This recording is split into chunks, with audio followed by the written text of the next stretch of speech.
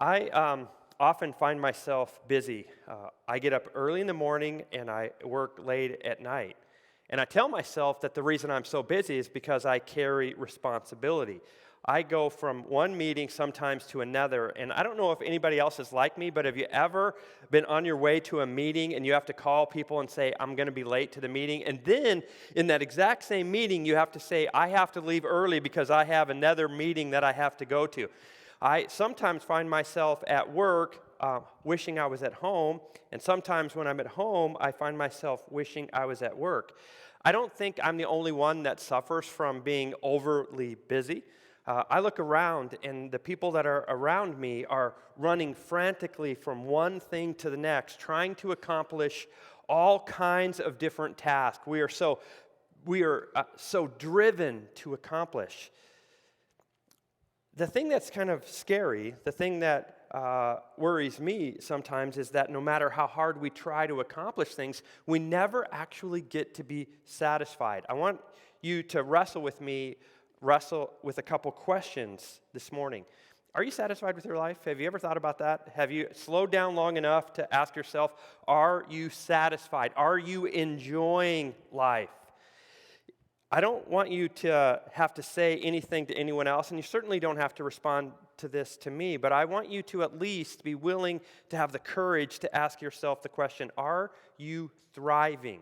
Are you just simply surviving? Before you decide, I want to kind of describe to you what it means to just survive and see if this applies to anyone else besides me. The way that you know that you're surviving is that you're exhausted, that you're constantly tired. You're overwhelmed by all of the things that are before you. You're discouraged because no matter what you do, it doesn't seem like you can make any progress, and you're aimless. Your life doesn't seem to have any purpose.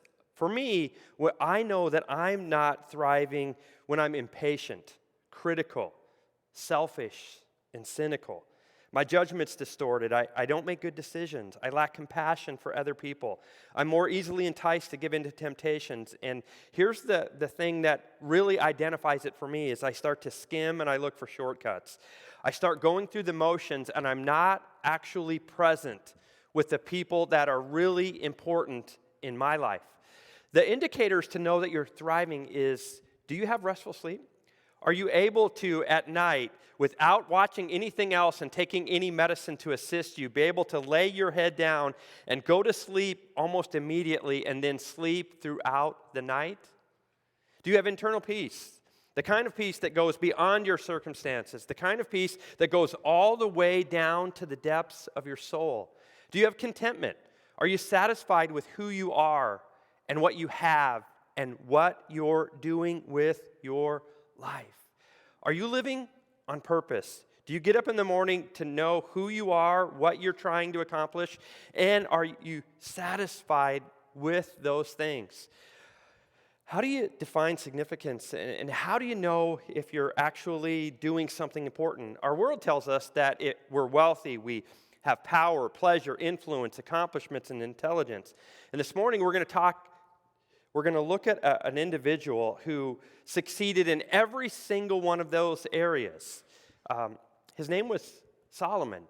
And Solomon, the reason I want to take time to show you some of his accomplishments so that you can pay attention to what he actually said. He was so wealthy that from just one source, he had $600 million. He had more gold coming in from all the different sources than what we have in Fort Knox. He was richer than anyone else on the face of the earth. He built 3 incredible structures, the temple, the palace, the walls around Jerusalem.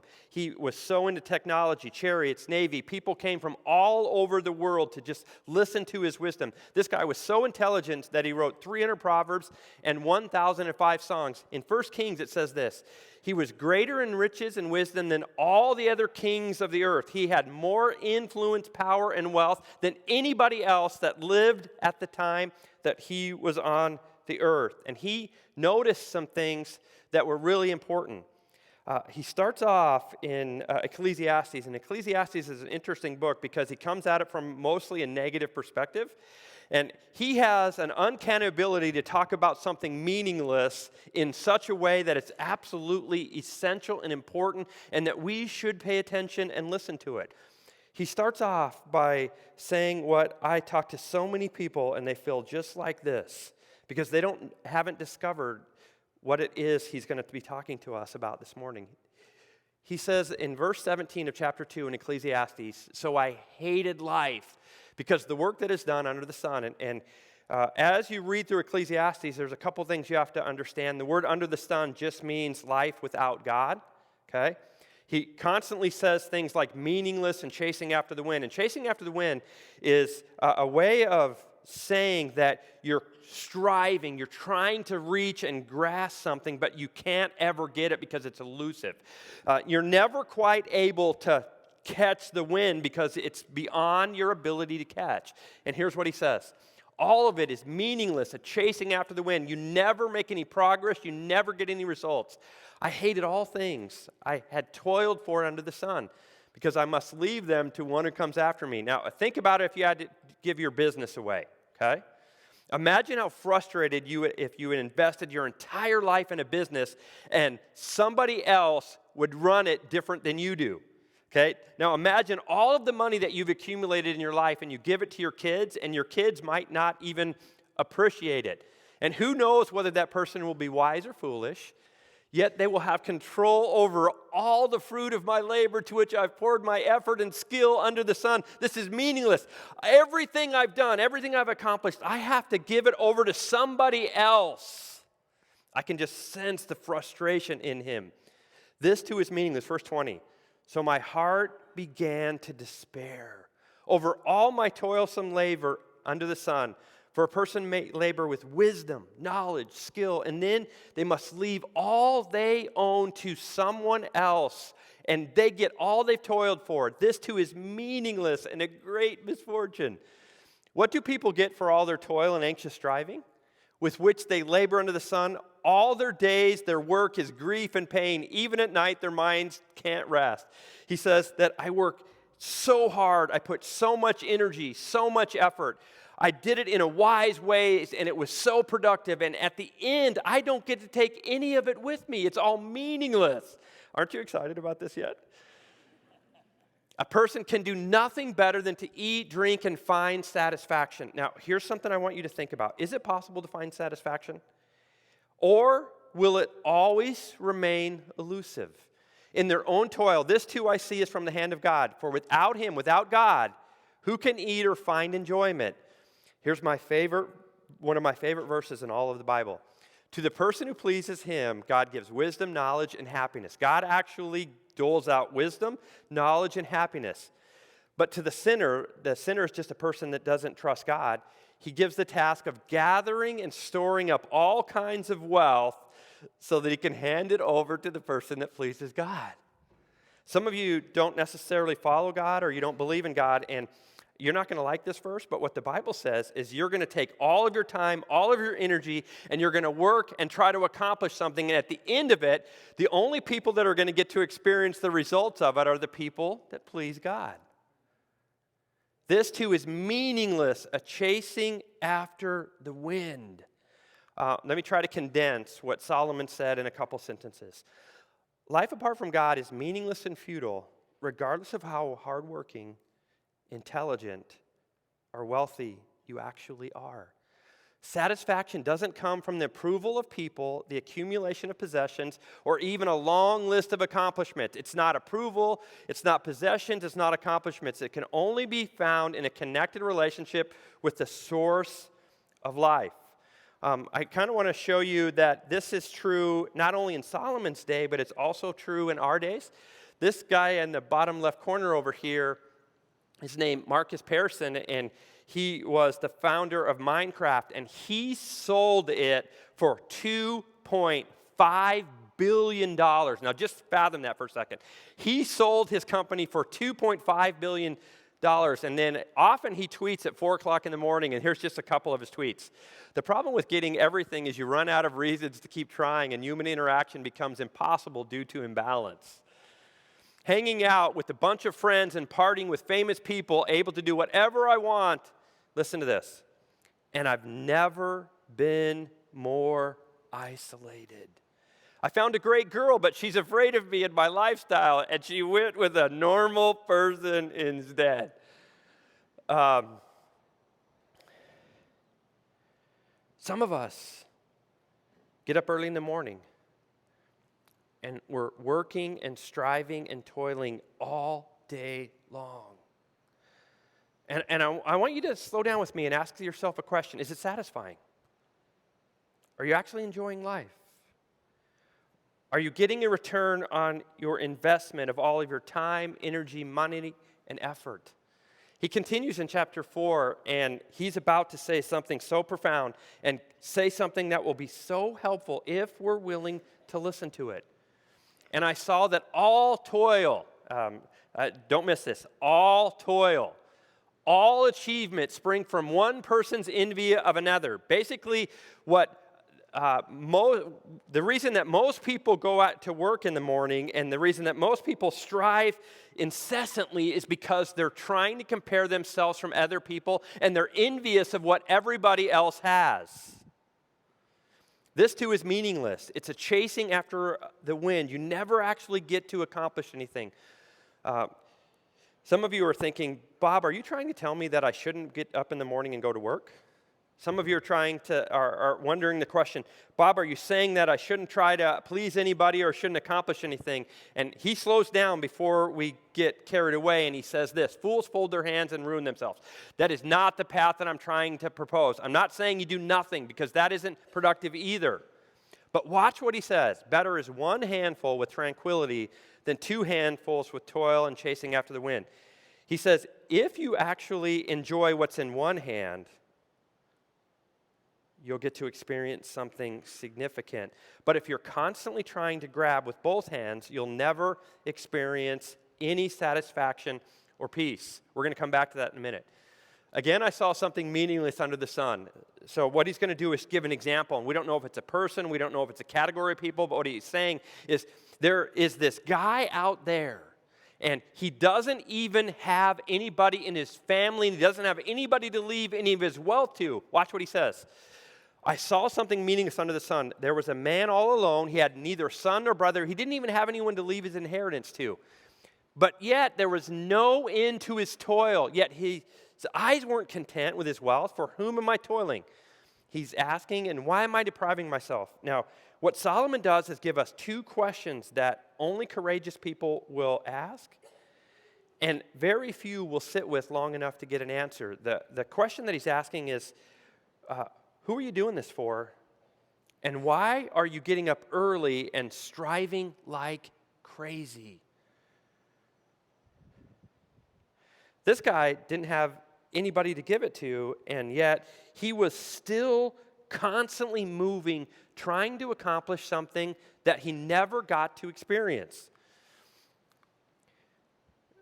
He's going to give us another principle and add some complexity to it, and I'll try to do my best to explain it in a minute. Two are better than one because they have a good return on their labor. If either of them falls down, one can help the other, but pity the one who falls and has no one to pick them up. Also, if two lie down together, they will keep warm, but how can you keep warm alone? He's comparing and contrasting between two and one.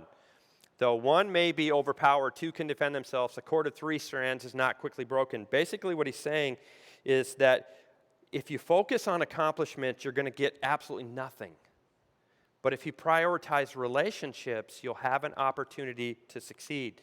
And what I want to do with the rest of our time is I want to sit with this principle because it's crucial, it's important, it's powerful, and it's profound.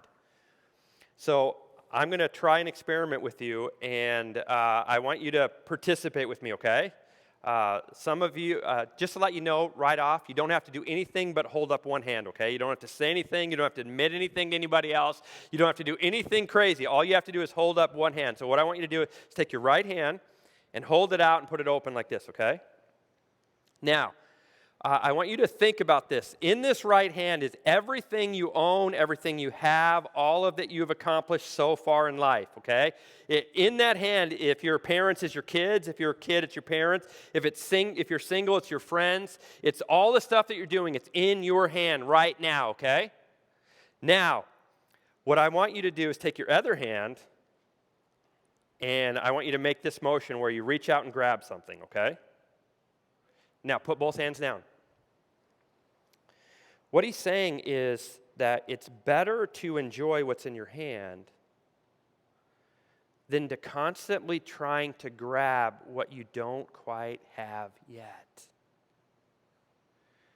Now, I want you to sit with this for a second. It is better to enjoy what you already have because you get peace and satisfaction and enjoyment out of it than it is to constantly be clutching and grabbing and grasping and toiling and striving. Solomon says it's the chasing after the wind, you'll never get it. Because if your focus is on what you don't have yet, you will not be able to enjoy what you presently have.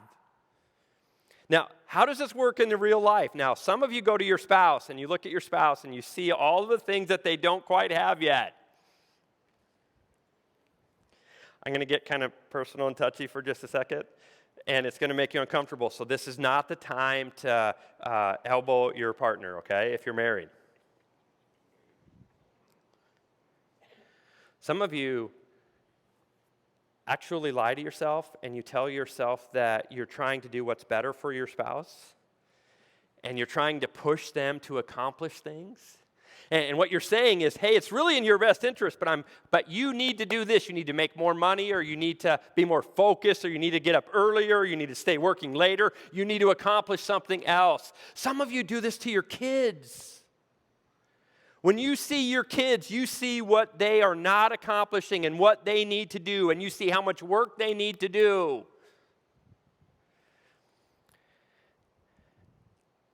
When you're spending time with your family, are you enjoying them or are you pressuring them? When you spend time with the people that you love on vacation, are you enjoying the moment that you're on vacation? Or are you constantly trying to get someplace else? What Solomon says, if you can't slow down and enjoy what's in this hand, you will be miserable by trying to grab something else. You see, you will never get satisfaction by accomplishing stuff, by accumulating possessions. The only way that you'll be able to thrive and enjoy life is to slow down and realize what you have in your hand and appreciate that. Let me kind of show you how this works. Some of you have an underlying sense of discontentment because you hang out with people who have more than you do. When you ride in somebody else's car, all of a sudden your car is no longer worth anything anymore because all you want is that other car. Some of you, when it goes to other people's homes, they have ceilings that are 11 feet and yours are 9.5 feet, and whenever you go in your house, you kind of almost have to duck. I can't believe it. My ceilings are only 8 feet. My house is useless.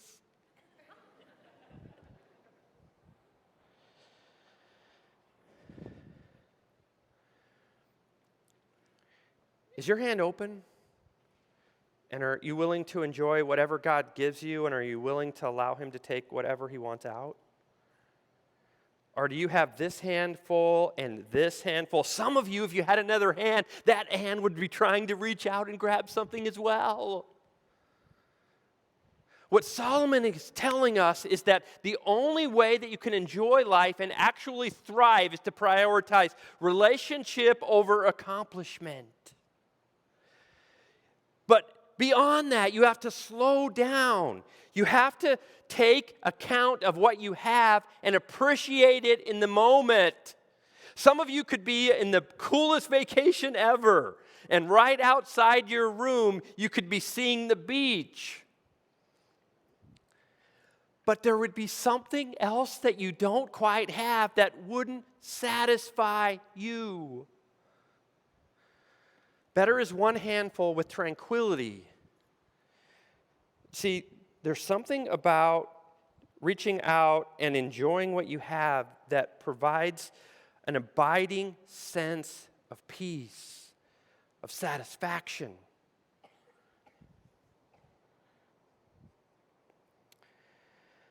I want to ask you a couple questions before I leave.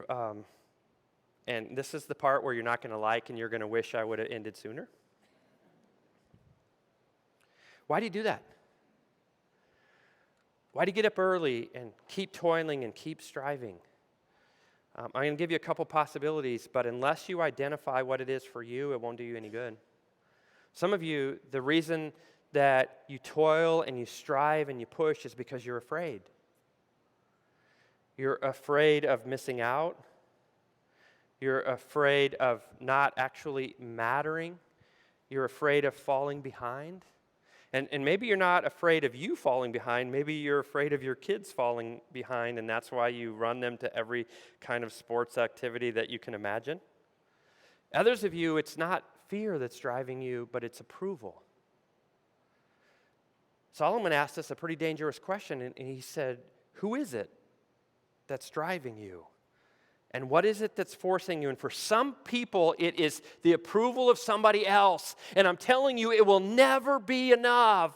It will never be enough unless you slow down and are willing to enjoy what God has already placed in your hands. You will not thrive unless you're willing to prioritize relationships and be willing to be content with what you already have. Would you pray with me? Dear God, I know there's people in this room, and they're anxious and exhausted and overwhelmed and aimless. And God, I pray that you would move them towards what would bring life. God, give us the willingness and the courage to prioritize relationships and to enjoy what you've given us. In Jesus' precious and holy name, amen.